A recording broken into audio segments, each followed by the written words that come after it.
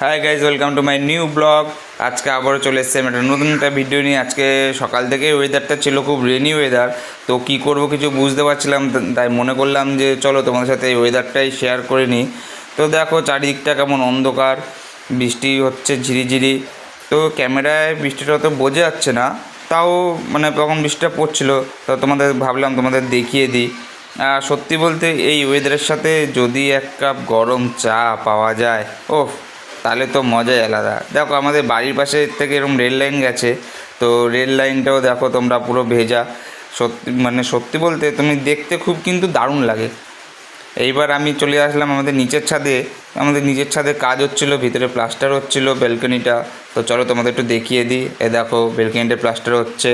এবার মিস্ত্রি দাদা দেখলো ভিডিও করছি, দেখে একটু অবাক হয়ে গেল, জিজ্ঞেস করলো ভিডিও করছিস? যে দেখো একটু আনন্দ পেলো, স্বাভাবিক, সবাই একটু মজা